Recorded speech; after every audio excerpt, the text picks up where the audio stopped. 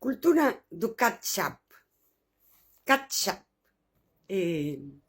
ven do mundo dos negocios. O catch-up é cando temos unha pequena reunión onde cada persoa vai sacar a súa folla de Excel e imos pornos ao día dos datos de como imos e tal. Chámaselle agora a forma de amizade, empezas a falar diso, que trata de grupos que quedan para porse ao día. Eu hai moito tempo xa falei disto, parece un Twitter analóxico, onde calquén tuitea. Pois eu fun de viaxe a Francia, pois eu non sei que, pois ascenderonme no choio, pois... E carece de comunicación, non hai diálogo. Quedei pensando, a mañá, mentras tomaba un café, cando Clarice Lispector escribe: si no fuese por los caminos de emoción a los que nos lleva el pensamiento, pensar ya habría sido catalogado como una de las formas de diversión. No se invita a los amigos a jugar a eso porque hacemos tanta ceremonia con el pensar. Lo mejor es invitarlos solo a una visita. Y, como quien no quiere la cosa, ponerse a pensar a la vez, bajo el disfraz de las palabras. Mais na cultura do catch-up tampouco hai xa comunicación. Son cousas programadas, ti tes o grupo do pádel, o de non sei que, e daquela, pois, cada 3 meses facemos algo e ímonos por o día. Un intercambio, mesmo mercantil. É curioso como toda a linguaxe empresarial foi encaixando na forma que nos relacionamos. Biofilia e necrofilia, el amor a la vida, de Erich Fromm. Pregúntanlle a Erich Fromm sobre a arte de conversar. E dille, quen, aparte de unos pocos, querrá que se haga revivir algo que está conceptualmente muerto y que en el mejor de los casos se considerará unha antigüedade? Unha antigüedade. Comunicación non para dicir ás persoas que me pasou, que tamén, non? Que tamén. Pero máis que a que me pasou, que sentín, que obxectivos teño na vida, o porqué, cal é a causa, non? Pola que a min agora me pasa isto e decido conversar. E aí, ese coloquio, dio moi ben Lispector, non? Ten esa parte, anda aos camiños da emoción, e do sentimento, e do sentir. Eu podo contar o que me pasou no traballo ou o que sexa, pero en realidade o que estou contando é o que iso supón para min, é como me sinto. No catch-up, as amizades xa non son isto. De feito, a xestión das amizades, xestión como se fose empresarial, así, é a cultura do evitativo, trata de non crear esa intimidade. É un pouco un cubrir o expediente social. A mí me parece extraordinariamente lamentable, e ello tanto máis por ser solo un síntoma de un defecto de nuestra cultura, que es, por cierto, penoso, pero también puede llegar a ser mortal. Quizá podría expresarlo así. Cada vez más nos limitamos a hacer lo que tiene un fin, aquello de lo que resulta algo. Y al final, ¿qué es eso? Resulta ser dinero o fama, o ascenso socioeconómico. Pero el hombre piensa cada vez menos en hacer algo que no tenga absolutamente ningún fin. Ha olvidado que eso es posible y hasta deseable y ante todo hermoso. Lo más bello que hay en la vida es exteriorizar las propias fuerzas, y no para un determinado fin, sino por el acto mismo. O coloquio poderíamos diferenciar. Eu sei que teño vídeos onde eu digo que eu non quero estar neses sitios, non? E cando falo da saudade tamén o digo, a min non me conecta con esa forma que eu entendo de ser amigas, de ser veciñanza mesmo. Sen chegar a ser amigas na veciñanza hai intimidade. Na cultura do catch-up eses grupos de socialización non teñen intimidade, non son amigas. E hai utilitarismo, porque precisan de ti para sentir, non? Que poñen o dial, gen, e que reciben o like. É unha forma de validación. É unha forma de existir, sí, ou sentir que se existe. Non sei, colocalo nas redes é unha vida xestionada como unha empresa. No amor de parella tamén pasa, isto ten un nome que agora non me acordo. O tipo de parella que cumpre un fin que podería ser, Eric Fromm falaba do estatus social, por exemplo. Eu teño unha parella e cumple tamén un fin de estas cousas que son as que a min me gustan, non? A xente ten como unha listaxe de o que a min me gusta é, non sei, o pádel, a lectura, a natureza. Isto gustaría a todo o mundo, dis que, home, a ver, vives nela. E daquela, todas esas cousas, mira, eu agora teño con quen facelas. E tamén hai un utilitarismo aí. O propio sistema, eu teño falado, non, do consumo en masa. Xa ten todo creado para isto. Cultura do catch-up poderíamos atopala descrita a principios do século XX por Fromm, cando di, non, que no momento actual, naquel, hoxe xa, bueno, diría él, la conversación es un artículo de consumo. O los hombres conversan para pelearse en la medida en que pueden mostrar la contienda a un público mayor. Esta se transforma en una especie de lucha moderna de gladiadores. Se lanzan uno sobre otro y ambos intentan hostilizarse mutuamente. O que eu digo que eu detectaba, a sensación de que sempre hai un microrrexeitamento, de que ao mellor ti, desde esa emoción, dis, pois isto, pois vou facer, pois... E de repente dinche, bueno, sí, bueno, espera, agora cala que vou contar o meu. Eu creo que quen me escoite pode identificar que sentiu isto, sí. Esa cultura do catch-up sería esa que Fromm describe como lucha moderna de gladiadores. O conversan para mostrar que vivos o que superiores son. O lo hacen para confirmarse a sí mismos que tienen de nuevo razón. Así pueden ver que lo que ellos piensan es lo correcto. E aquí ven tamén o micro-rexeitamento ou o macro-rexeitamento cando és como a min e tentas levar as conversas, non, como diría Lispector, polos camiños da emocionalidade e conversar así entra no amor á vida, é biofilia. E a cultura do catch-up sería necrofilia. Serían grupos que, como non hai intimidade, non hai amizade, non medra. Son puntos de encontro de todo aquilo que a persoa acaba a momificar. Que non o di aquí, pero Eric Fromm describiu-no máis ou menos así. O grupo está momificado.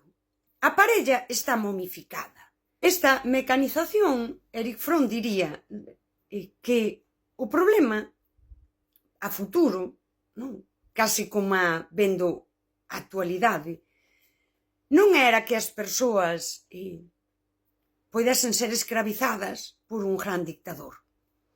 O problema é que se convertisen en robots. De tal forma que se poñen ao servizo do sistema. Usan a lógica do sistema para todo na vida.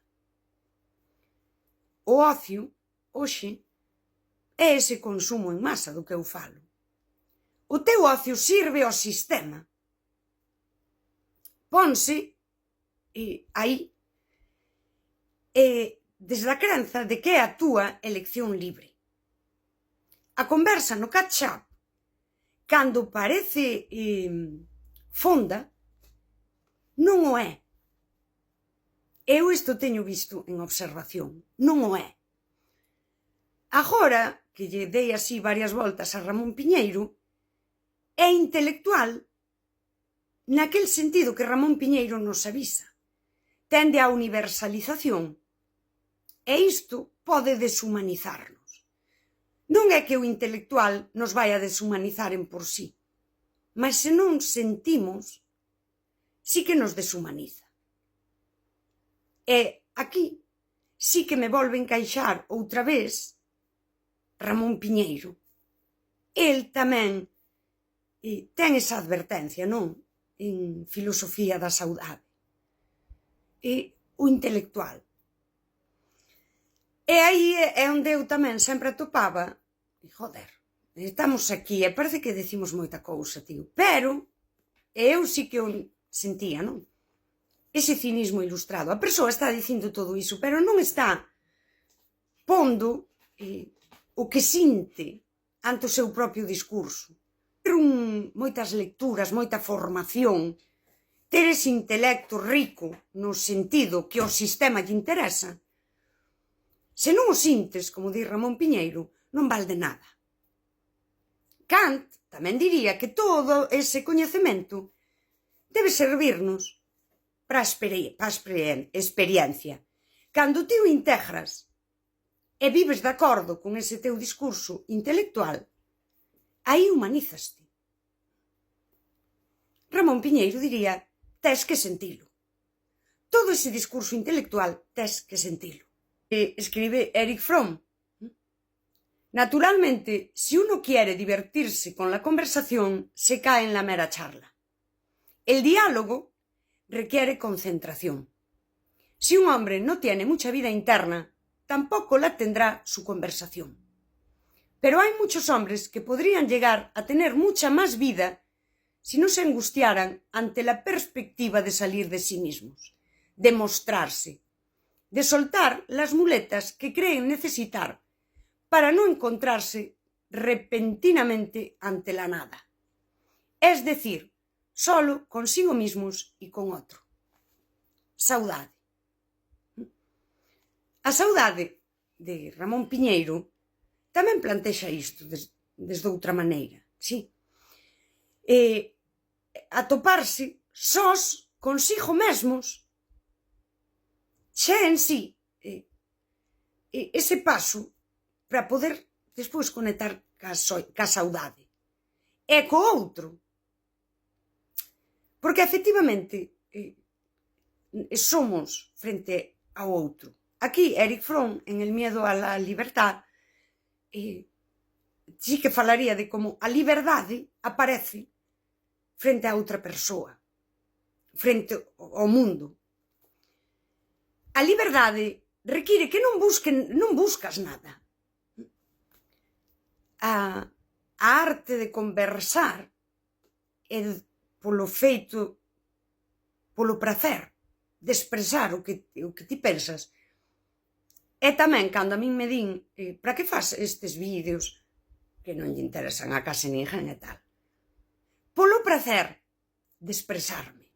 Ese saír de nós mesmas e amosarnos, soltar as muletas, deixar de ser ese robot, ese ser morto que funciona ca lógica imposta. Ese robot funciona tal como o sistema o programou.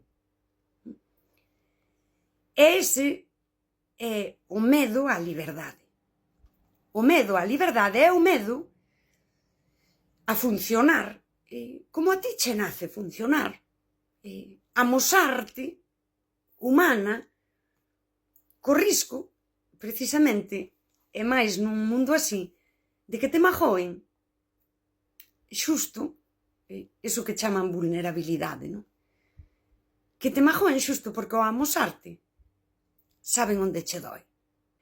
Aquí prodúcese un fenómeno cando Fromm fala deses gladiadores, desas persoas que están te rexeitando porque están programadas. Sí, para que existe esa dialéctica amo escravo, para usarte no seu autoconcepto de superioridade. É así. É máis difícil de explicar que de sentir. Necrofilia, de Erich Fromm. O amor polo mecánico. Catch up. As amizades que tamén responden ao mecánico e responden a aquilo que a min me aportan. É todo utilitario, é todo unha transacción. E non hai lugar para o vivo e para o espontáneo. Saír dai, deixar de socializar así, é amor á vida. Pasa por conectar con esa saudade e medrar, transformar afectos pasivos en activos. A filosofía existencialista máis ou menos sempre nos vai explicar iso, que é un mecanismo humano, que pasa por sentir, como di Ramón Piñeiro. Non é un coach que che di así, é así que se fai. E cando comezamos a é así que se fai, e mesmo chamarlle cultura do catch up, serve para dicir xa, é que agora é así, que vas facer?